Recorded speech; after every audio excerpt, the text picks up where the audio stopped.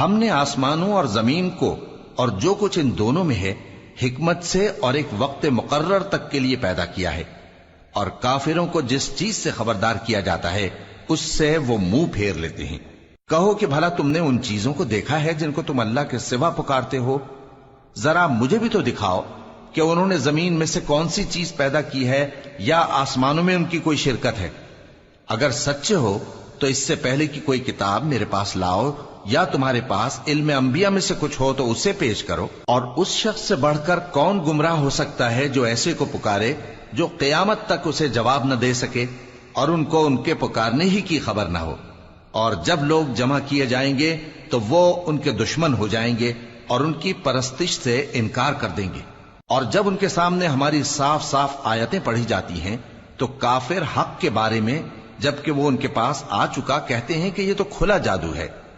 کیا یہ لوگ کہتے ہیں کہ اس پیغمبر نے اس کو از خود گھڑ لیا ہے؟ کہہ دو کہ اگر میں نے اس کو اپنی طرف سے بنایا ہو تو تم اللہ کے سامنے میرے بچاؤ کے لیے کچھ اختیار نہیں رکھتے۔ وہ اس گفتگو کو خوب جانتا ہے جو تم اس کے بارے میں کرتے ہو، وہی میرے اور تمہارے درمیان گواہ کافی ہے، اور وہی تو ہے بڑا بخشنے والا مہربان۔ کہہ دو کہ میں کوئی انوکھا پیغمبر نہیں ہوں، اور میں نہیں جانتا کہ میرے ساتھ کیا سلوک کیا جائے گا اور تمہارے ساتھ کیا کیا جائے گا۔ میں تو اسی کی پیروی کرتا ہوں جو مجھ پر وحی آتی ہے، اور میرا کام تو علانیہ خبردار کرنا ہے۔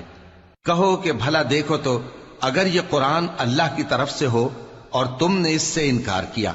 اور بنی اسرائیل میں سے ایک گواہ اسی طرح کی ایک کتاب کی گواہی دے چکا اور ایمان لے آیا، اور تم نے سرکشی کی، تو تمہارے ظالم ہونے میں کیا شک ہے؟ بے شک اللہ ظالم لوگوں کو ہدایت نہیں دیتا۔ اور کافر مومنوں کے متعلق کہتے ہیں کہ اگر یہ دین کچھ بہتر ہوتا تو یہ لوگ اس کی طرف ہم سے پہلے نہ دوڑ پڑتے، اور جب وہ اس سے ہدایت یاب نہ ہوئے تو کہیں گے کہ یہ تو پرانا جھوٹ ہے۔ اور اس سے پہلے موسیٰ کی کتاب تھی، لوگوں کے لیے رہنما اور رحمت،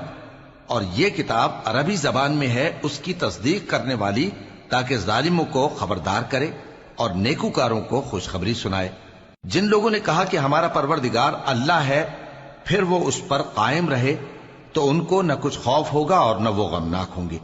یہی اہل جنت ہیں کہ ہمیشہ اس میں رہیں گے،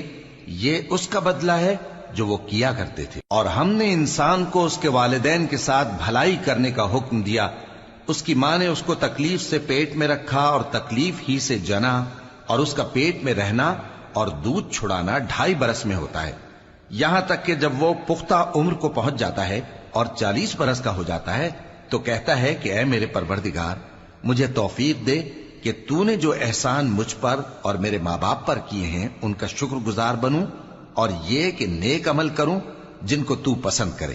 اور میرے لیے میری اولاد کو نیک بنا دے۔ میں تیری طرف رجوع کرتا ہوں اور میں فرما برداروں میں ہوں۔